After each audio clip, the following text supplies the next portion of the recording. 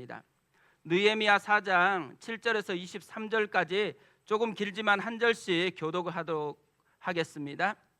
산발락과 도비야와 아라비아 사람들과 암몬 사람들과 아스돗 사람들이 예루살렘 성에 중수되어 그 허물어진 틈이 메꾸어져 간다 함을 듣고 심히 분노하여 다 함께 꾀하기를 예루살렘으로 가서 치고 그곳을 요란하게 하자 하기로 우리가 우리 하나님께 기도하며 그들로 말미암아 파수꾼을 두어 주야로 방비하는데 유다 사람들은 이르기를 흙 무더기가 아직도 많거늘 짐을 나르는 자의 힘이 다 빠졌으니 우리가 성을 건축하지 못하리라 하고 우리의 원수들은 이르기를 그들이 알지 못하고 보지 못하는 사이에 우리가 그들 가운데 달려 들어가서 살육하여 역사를 그치게 하리라 하고 그 원수들의 근처에 거주하는 유다 사람들도 그 각처에서 와서 10번이나 우리에게 말하기를 너희가 우리에게로 와야 하리라 하기로 내가 성벽 뒤에 낮고 넓은 곳에 백성이 그들의 종족을 따라 칼과 창과 활을 가지고 서 있게 하고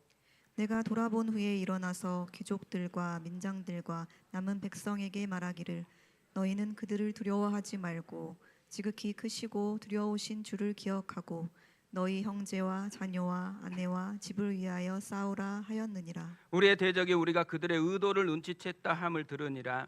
하나님이 그들의 꾀를 패하셨으므로 우리가 다 성에 돌아와서 각각 일하였는데 그때로부터 내 수하 사람들의 절반은 일하고 절반은 갑옷을 입고 창과 방패와 활을 가졌고 민장은 유다 온 족속의 뒤에 있었으며 성을 건축하는 자와 짐을 나르는 자는 다 각각 한 손으로 일을 하며 한 손에는 병기를 잡았는데 건축하는 자는 각각 허리에 칼을 차고 건축하며 나팔 부는 자는 내 곁에 섰었느니라. 내가 귀족들과 민장들과 남은 백성에게 이르기를 이 공사는 크고 넓음으로 우리가 성에서 떨어져 거리가 먼즉 너희는 어디서든지 나팔 소리를 듣거든 그리로 모여서 우리에게로 나아오라. 우리 하나님이 우리를 위하여 싸우시리라 하였느니라. 우리가 이같이 공사하는데 무리의 절반은 동틀 때부터 별이 나기까지 창을 잡았으며 그때 내가 또 백성에게 말하기를 사람마다 그 종자와 함께 예루살렘 안에서 잘지니 밤에는 우리를 위하여 파수하겠고 낮에는 일하리라 하고 같이 읽습니다. 나나 내 형제들이나 종자들이나 나를 따라 파수하는 사람들이나 우리가 다 우리의 옷을 벗지 아니하였으며 물을 기르러 갈 때에도 각기 병기를 잡았느니라. 아멘. 오늘은 흔들릴 것인가 담대하게 맞설 것인가 라는 제목으로 하나님의 말씀을 살펴보겠습니다. 오체불만족으로 유명해진 두 사람이 있습니다. 사진을 준비했는데요. 일본에 사는 오토타케 히로타다와 호주에 사는 닉 부이치치입니다. 둘 다 해표지증이라는 병에 걸렸습니다. 이 병은 바다 표범 다리처럼 되어진다고 해서 붙여진 병이거든요. 이 두 사람은요, 처음에는 모두 다 사람들에게 희망을 주는 희망 전도사로 알려졌습니다. 그런데 차츰 인기가 올라간 후에 이 두 사람의 인생이 굉장히 다르게 나타납니다. 오토타케는 성 스캔들로 완전히 무너져 버립니다. 유혹 앞에서 완전히 흔들려서 망가져 버린 것입니다. 반면에 닉 부이치치는 지금까지도 많은 사람들에게 희망을 전하고 있고 복음을 전하고 있습니다. 이 닉이요, 강연할 때마다 자기가 깨달은 굉장히 중요한 것이 있다고 하면서 두 가지를 계속해서 이야기를 합니다. 이런 내용이에요. 첫째, 내 인생에서 얻게 된 가장 큰 기적은 영혼이 구원받은 것이라는 사실이다.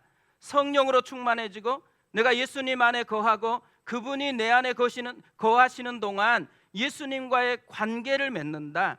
그분은 나의 위로와 힘이 되시어 내 삶 전체를 인도하시고 지혜를 주시는 분이다.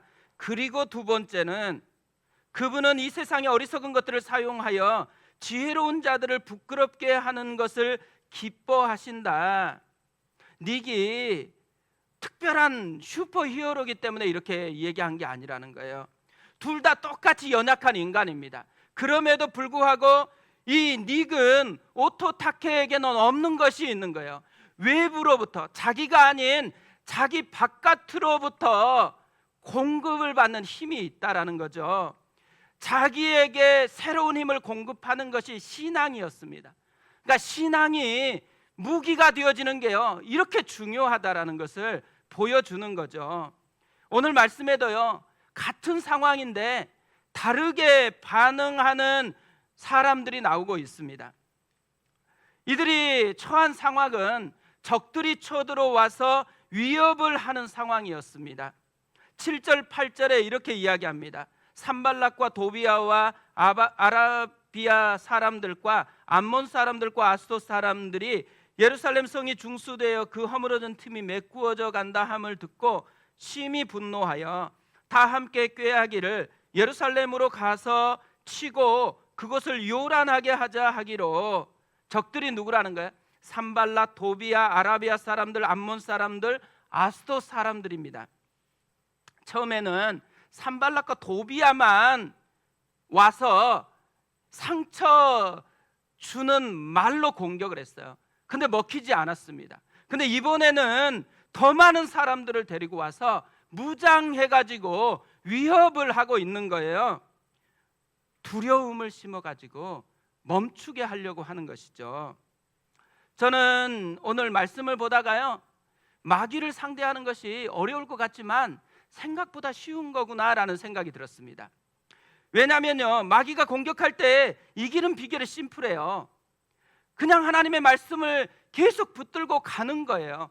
하나님이 주신 사명을 포기하지 않고 계속 가면 되는 거예요. 하나님의 꿈을 멈추지 않고 계속 도전하기만 하면 되는 것이죠.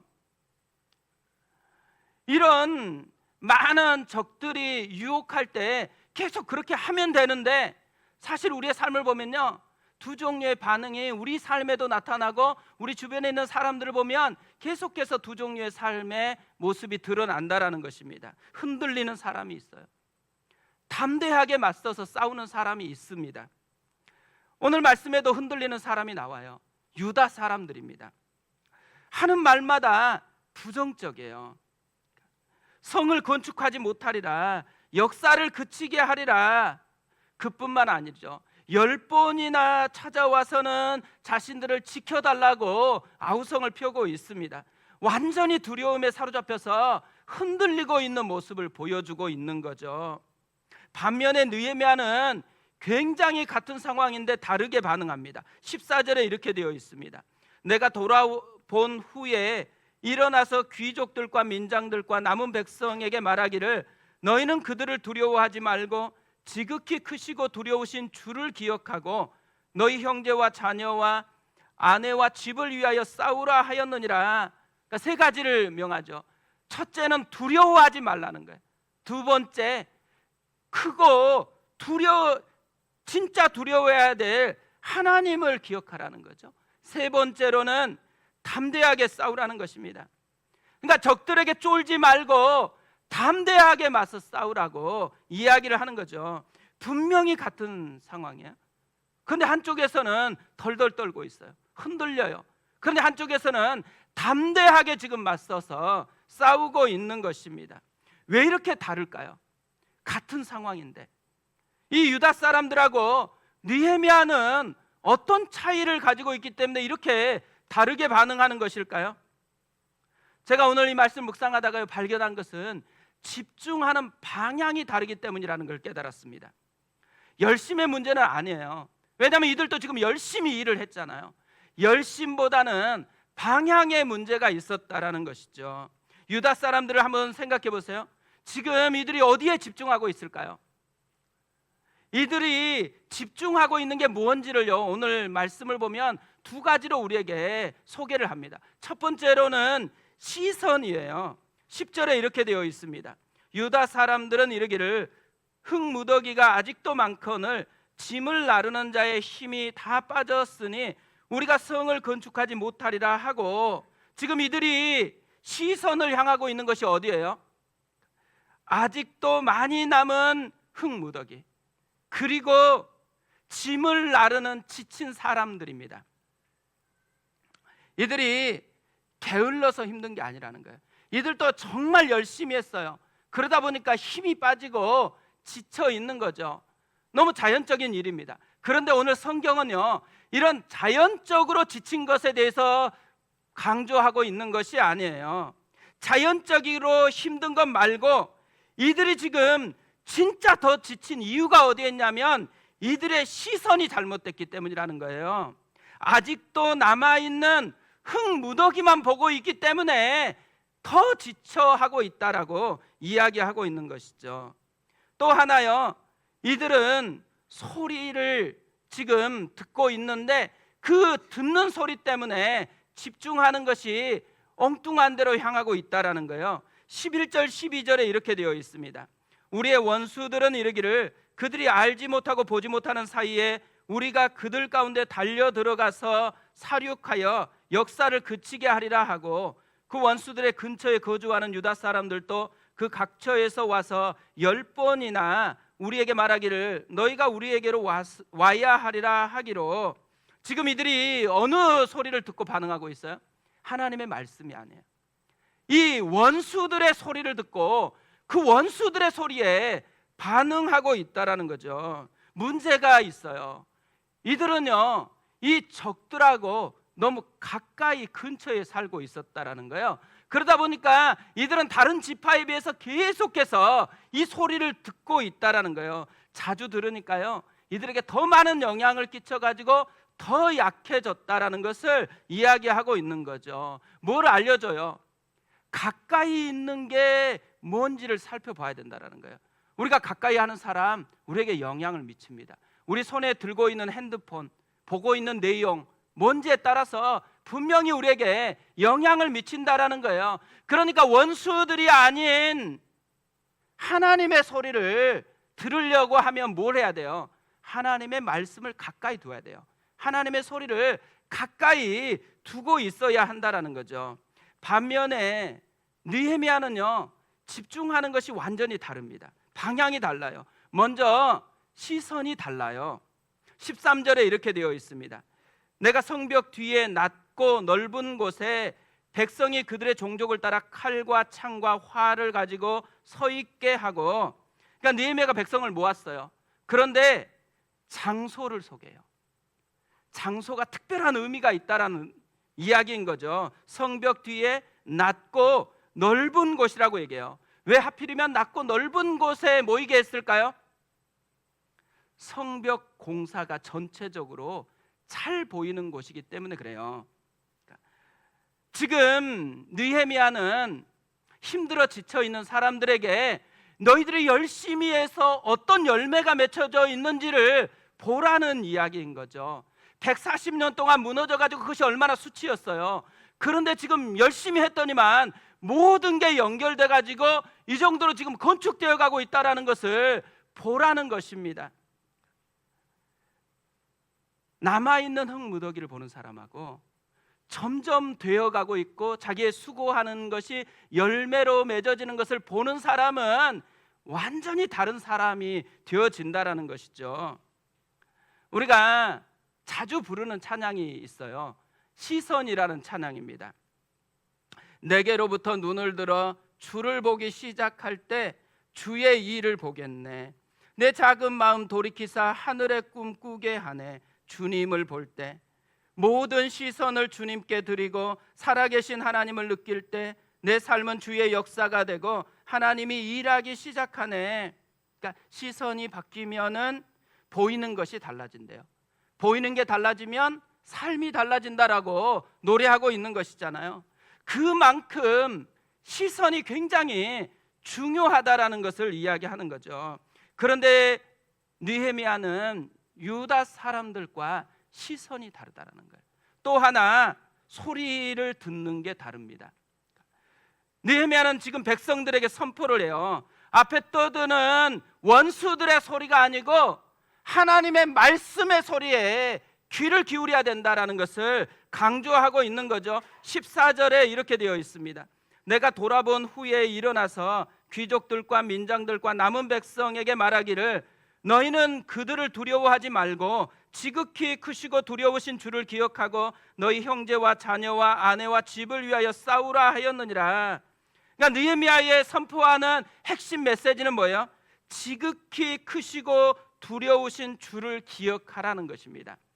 여기서 기억하라는 말은 무슨 의미겠어요? 성경의 말씀 속에 지금까지 일하셨던 하나님을 바라보라는 얘기인 거죠. 그뿐만 아니라 지금도 우리의 삶에서 또 누군가의 삶에서 역사하시는 그 하나님을 바라보아야 된다라는 이야기인 것이죠. 옆에서 앞에서 아무리 원수들이 떠들어댄다고 해도 우리가 붙들어야 되는 것은 하나님의 말씀이라는 거예요. 그 하나님의 말씀 속에서 지금도 역사하시는 그 하나님을 보아야 된다라는 것을 이야기하고 있는 것이죠. 이 두 사람의 인생의 결정적인 차이는요, 집중하는 방향에 있었다라는 것, 이것을 우리에게 알려주는 것이죠. 사실 우리가 이것을 모르는 것은 아닐 거라고 생각합니다. 우리의 삶에도 내가 바라보고 붙들고 있는 방향이 엉뚱한 것을 붙들다가 되게 낭패를 보는 경향이 많이 있습니다. 그런데 낭패를 봤다가 다시 하나님이 우리에게 말씀하시는 그 말씀을 깨닫고 방향을 조정해 가지고 다시 담대하게 일어서는 일들이 우리 삶에도 굉장히 많이 있잖아요. 저도 이런 삶을 진짜 많이 경험했다고 생각하거든요. 근데 제가 오늘 설교를 준비하다가 제 삶에 있어서 제일 많이 생각났던 이야기가 하나 생각이 났습니다. 대학 시절에 버스 정류장에서 버스를 타려고 기다리는데 이게 호주머니를 살펴봤더니만 돈이 하나도 없는 거예요. 토큰도 하나도 없습니다. 버스가 왔는데 보내야만 됐어요. 그러면서 이제 순간 고민을 해요. 돈을 구걸해 가지고 버스를 타고 갈 건가, 아니면 체면을 지키면서 걸어갈 건가. 저는 이제 후자를 선택했습니다. 그래서 30분 버스로 가야 되는 길을 걸어서 가는 거예요. 처음에는 열심히 달려요. 지치면 걸어요. 또 달리다 걷다 달리다 걷다, 이걸 계속 반복하는데 반복하니까요 진짜 지치더라고요. 힘들어요. 그런데 옆에를 보니까 아파트 단지가 보이는데 그 아파트 문으로, 창으로 보여지는 그림이 눈에 들어와요.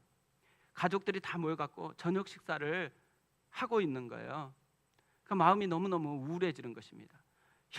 우리 집은 너무 가난해가지고 버스 토큰 하나 살 돈이 없어가지고 이렇게 걸어가는데, 저 집은 저렇게 따뜻하게 풍성하게 그렇게 식사를 하고 있구나.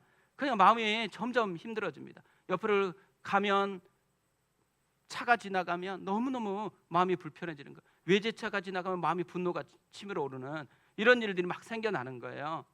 그러면서 이렇게 고개를 들었는데 달이 보여요. 그날따라 휘황청 밝은 둥근 달입니다. 그런데 이 달마저도 저를 처량하게 느끼게 만들더라고요.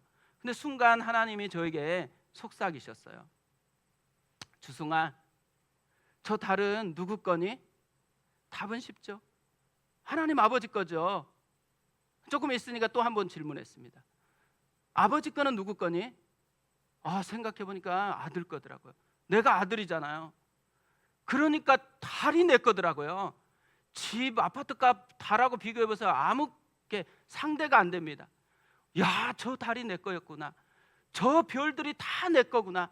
저 아파트도 사실은 하나님 거니까 내 건데, 그런데 하나님이 그냥 전세로 쓰라고 내놓았기 때문에 내가 못 들어가는 거구나. 차가 지나가는데요 너무 신나는 거예요. 저거 내 건데 하나님께서 그냥 서비스로 이 사람한테 잠깐 맡겨서 타고 가는 것 뿐이구나. 내가 지금 손에 쥐어진 게 없지. 나는 은행에 가득하고 너무 풍성하구나. 이 생각을 하니까 이제 지나가는 것마다 너무 기쁜 거예요. 너무 행복하게 지나서 집으로 갔습니다. 그런데 요즘에도요 가끔 이 이야기가 생각이 나요. 힘들 때, 또 위축될 때, 누군가 성도가 힘든 이야기를 하면은 저도 전이 돼 갖고 힘들잖아요. 근데 그때마다 다시 생각나요. 야, 눈앞에 보이는 것에 현혹되지 말고 내가 소유한 것, 진짜 누려야 될 것에 시선을 집중하는 것이 너무 중요한 거구나. 이걸 자꾸 깨닫게 되어집니다. 우리가 어려운 일이 있을 때마다 우리의 삶에서 이렇게만 계속 살아가면 얼마나 좋겠어요. 근데 사실요, 마음의 방향을 바꾸는 게 쉬운 일이 아니에요. 실제로 이렇게 하려고 애를 쓰는데도 불구하고 마음에서 이게 잘 안 되니까 얼마나 이것을 끙끙대는지 몰라요. 그런데 오늘 느헤미야가요, 이들에게 마음의 방향을 바꿀 수 있도록 실제적인 대안을 제공해 주고 있다라는 거예요. 오늘 그것을 좀 살펴보려고 하는데요, 집중하는 방향을 바꾸기 위해서는 먼저 기도하고 대비하라는 것입니다. 9절에 이렇게 되어 있습니다. 우리 9절을 같이 한번 읽어보겠습니다. 같이 읽습니다. 우리가 우리 하나님께 기도하며 그들로 말미암아 파수꾼을 두어 주야로 방비하는데, 기도하고 대비하고 있다라는 거죠. 기도만 한 게 아니에요. 기도한 후에 대비하고 있다라는 것을 이야기하는 거죠. 사실 오늘 말씀이 좀 길잖아요. 근데 오늘 말씀을 쭉 살펴보면 대부분이 무슨 내용이냐면 대비하는 것에 대한 내용이에요. 느헤미야는 현실적이고 실제적인 대비를 하면서 지혜롭게 싸우고 있는 것을 보여줍니다. 16절에서 18절에 이렇게 되어 있습니다. 그때로부터 내 수와 사람들의 절반은 일하고 절반은 갑옷을 입고 창과 방패와 활을 가졌고, 민장은 유다 온 족속의 뒤에 있었으며, 성을 건축하는 자와 짐을 나르는 자는 다 각각 한 손으로 일을 하며 한 손에는 병기를 잡았고, 건축하는 자는 각각 허리에 칼을 차고 건축하며 나팔 부는 자는 내 곁에 섰었느니라. 조직을 정비하고 무장을 시키고 있습니다. 특별히 절반은 일하고 절반은 갑옷을 입고 무장시켰어요. 또한 두려워 떨고 있는 유다 사람들을 위해서 지도자들을 그 뒤에 배치를 시켰습니다. 그리고 일하는 사람들조차도요, 한 손에는 일을, 한 손에는 무기를 이렇게 하게 만들었습니다. 그리고 나서 나팔 부는 자를 따로 뒀어요. 적들이 어디서 쳐들어오든지 나팔을 부면 함께 모여서 싸우는 전략을 선택했다라는 거죠. 그러니까 일하는 조직이었는데 지금 군사 조직으로 완전히 탈바꿈하도록 만들어 놨습니다. 그런데요, 느헤미야가 이렇게 해 놓았으면서도 계속해서 강조하는 것이 하나 있어요. 하나님께 마음을 두라는 거예요. 20절에 이렇게 되어 있습니다. 너희는 어디서든지 나팔 소리를 듣거든 그리로 모여서 우리에게로 나아오라. 우리 하나님이 우리를 위하여 싸우시리라 하였느니라. 하나님이 우리를 위하여 싸우시리라. 뭘 얘기하는 거예요? 우리가 아무리 잘 준비했고 철저하게 준비했어도 우리 힘으로 안 된다라는 거예요. 아무리 내가 능력 있는 것 같아도 실제로 해보면은 그것으로는 안 된다라는 거예요. 그래서 뭐예요? 하나님을 바라보라는 거죠. 하나님께 시선을 두고 그 하나님을 힘입어 싸워야 된다 이야기하는 거죠. 14절도 마찬가지입니다. 다시 한번 읽어보면요, 내가 돌아본 후에 일어나서 귀족들과 민장들과 남은 백성에게 말하기를 너희는 그들을 두려워하지 말고 지극히 크시고 두려우신 주를 기억하고 너희 형제와 자녀와 아내와 집을 위하여 싸우라 하였느니라.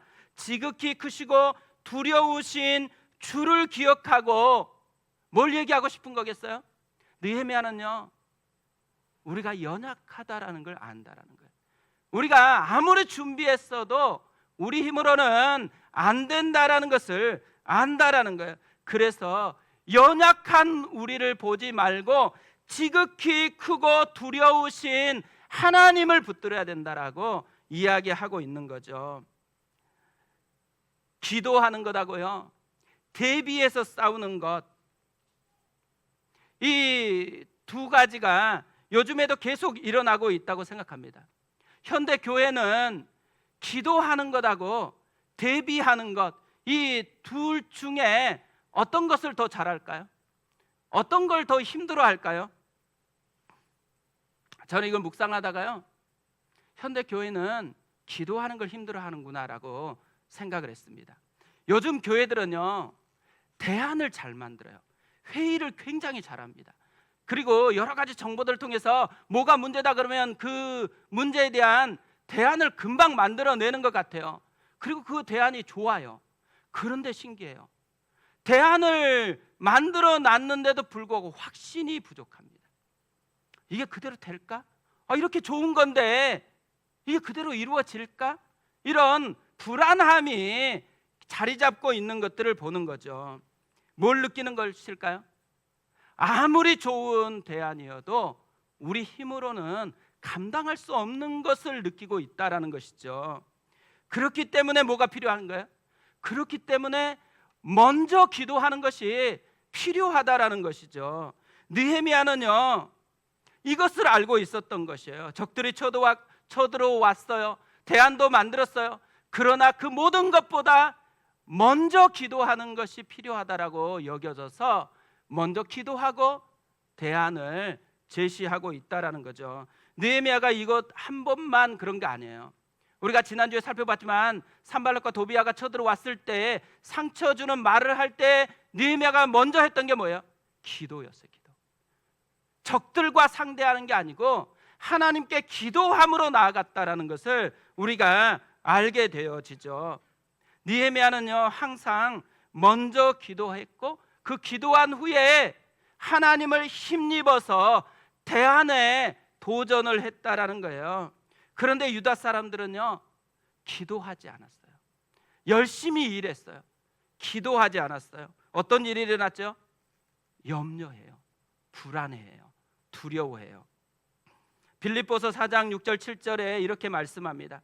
아무것도 염려하지 말고 다만 모든 일에 기도와 간구로 너희 구할 것을 감사함으로 하나님께 아뢰라.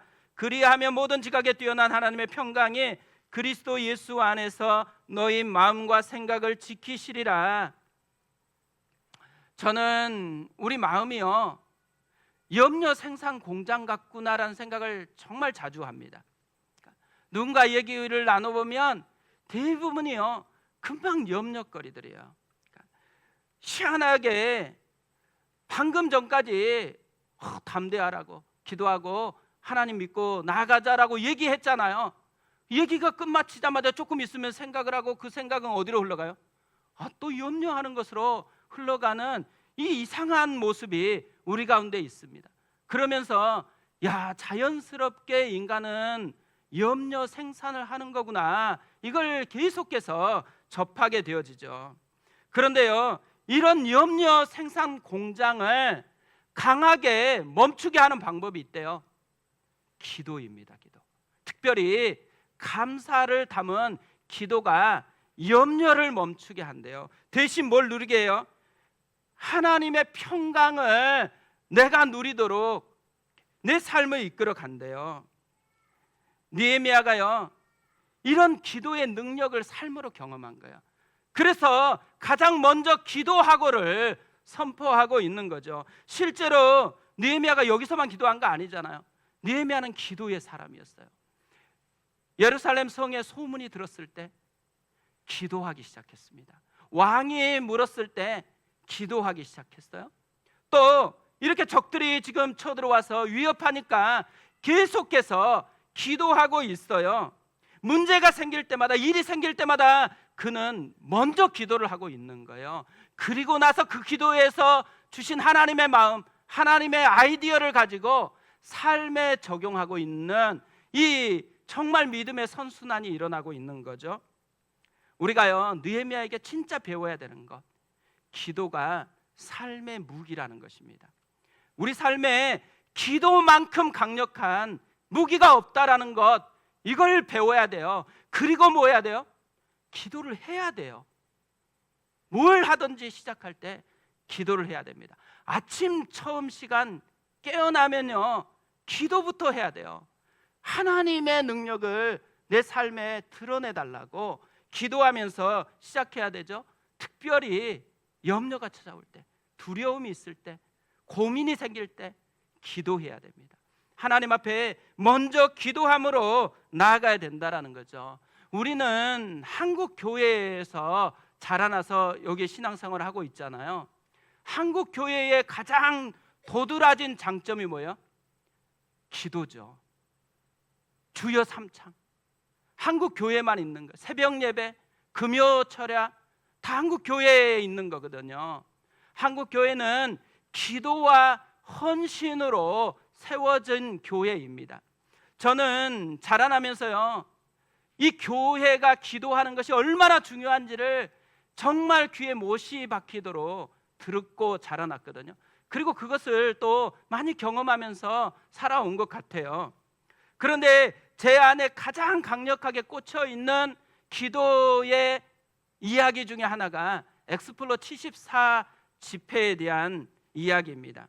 엑스플로 74 대회는요, 민족 복음화를 위해서 30만 명을 모아가지고 훈련하려고 했던 집회였어요.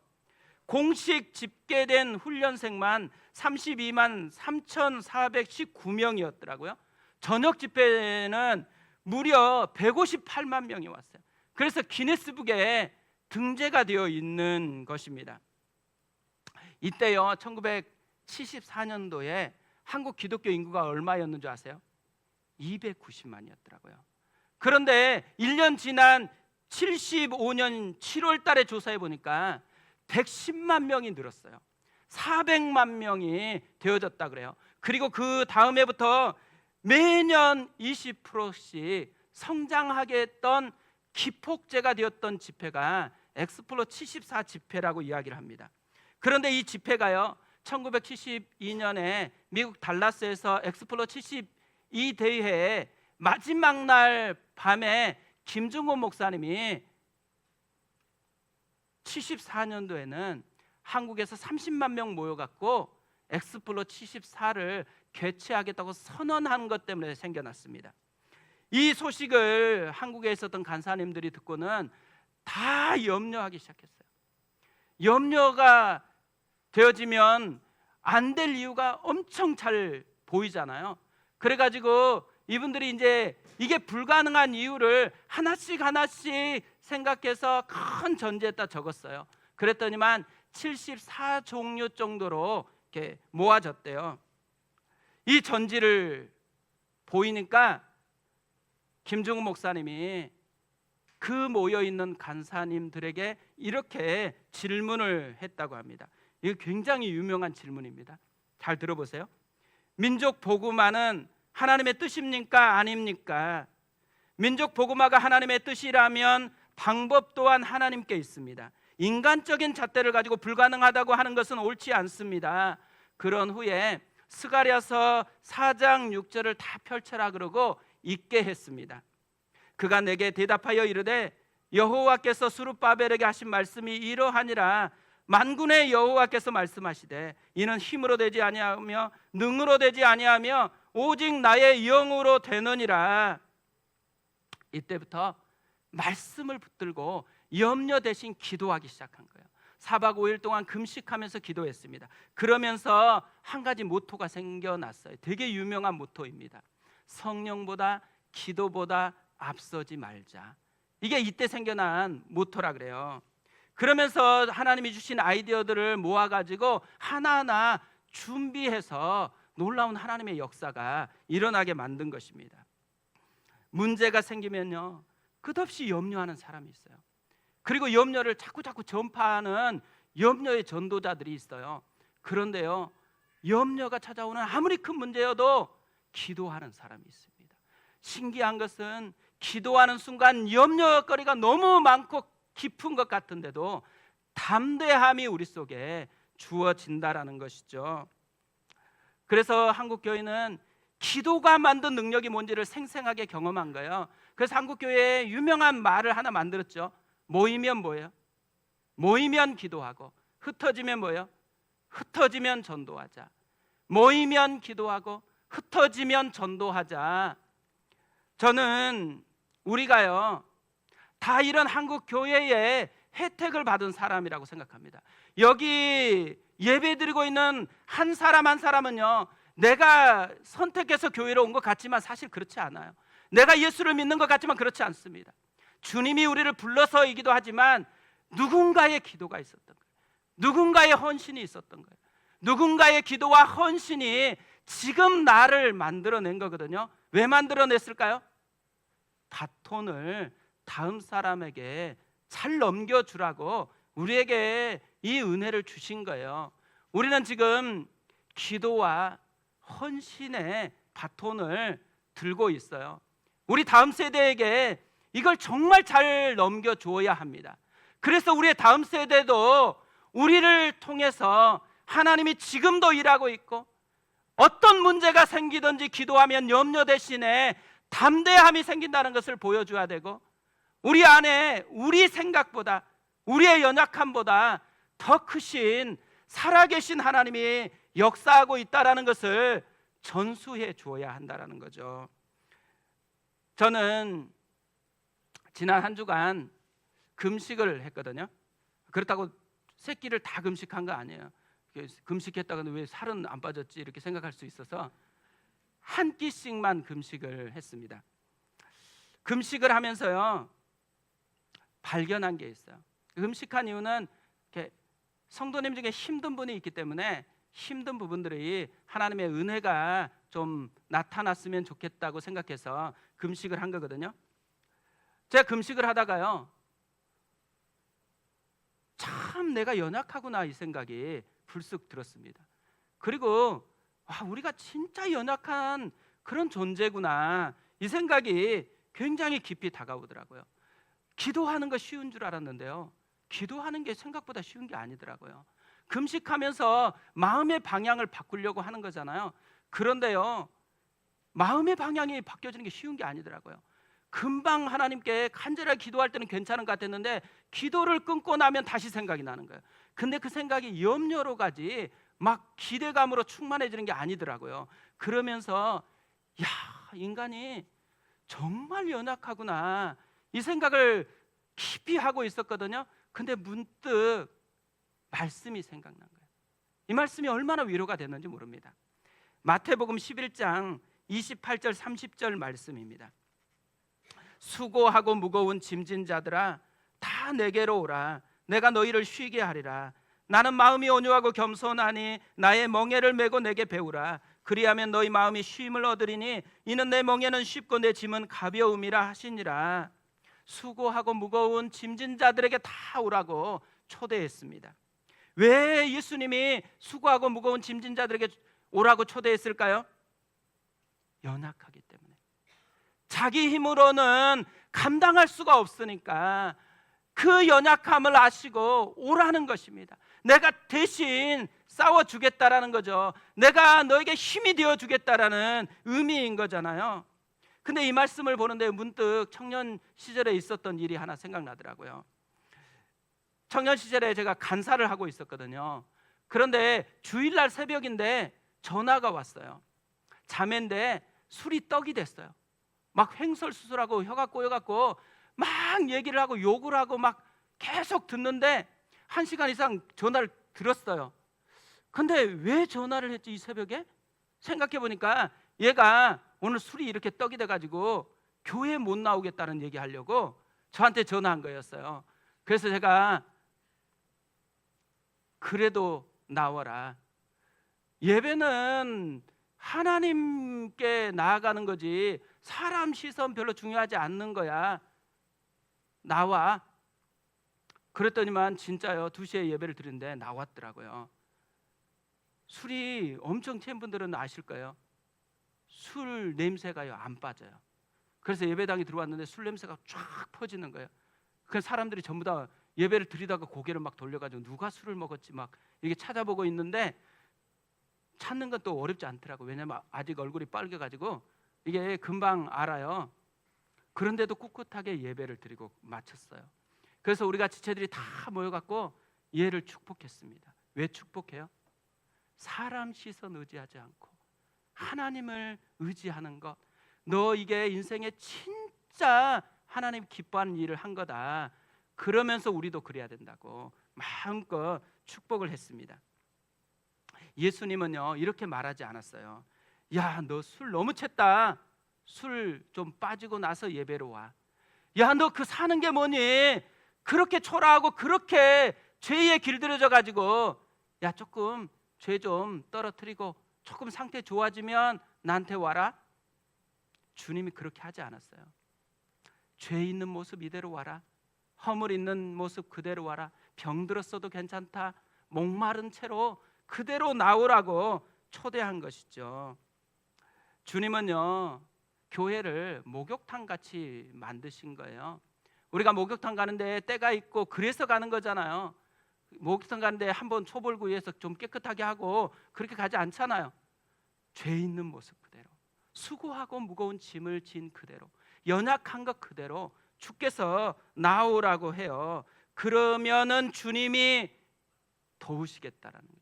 주님이 그것을 감당하겠다라는 거예요. 그러면서요 그래도 예수님을 만나고 난 후에는 달라져야 된다라고 얘기합니다. 두 가지가 달라져야 된대요. 첫 번째, 멍에를 바꿔야 된대요. 이때까지는 죄의 멍에를 지고 이때까지는 세상의 염려, 세상의 멍에를 지었으면 이제부터는 나의 멍에를 매야 된다고 주님이 멍에를 바꾸라고 요구하십니다. 또 하나, 배우라고 얘기를 해요. 내게 배우라. 무슨 말이에요? 이제부터는 삶의 방식을 바꿔야 된다는 거예요. 이전의 삶의 방식이 아니고 지금부터는 내가 너에게 가르치는 삶의 방식으로 살아보아야 된다라고 얘기하는 것이죠. 예수님은요 우리의 연약함 아세요. 그래서 어때요? 자기에게 나와서 기도하라 그래요. 그러면 실제적인 대안으로 우리에게 알려주시겠다고 말씀하시는 거죠. 오늘 말씀을 보면 느헤미야는 이것을 알았습니다. 이걸 경험했죠. 그래서 문제가 있고 연약하니까 먼저 해야 될 것, 주님을 바라보라는 거예요. 주님께 기도하라는 거예요. 그리고 나서 주님이 주시는 대안을 가지고 무장하고 그것으로 싸우라는 거죠. 우리가 한국 교회에서 이걸 배우면서 살아왔습니다. 기도하고 헌신하는 것을 먹고 여기까지 왔잖아요.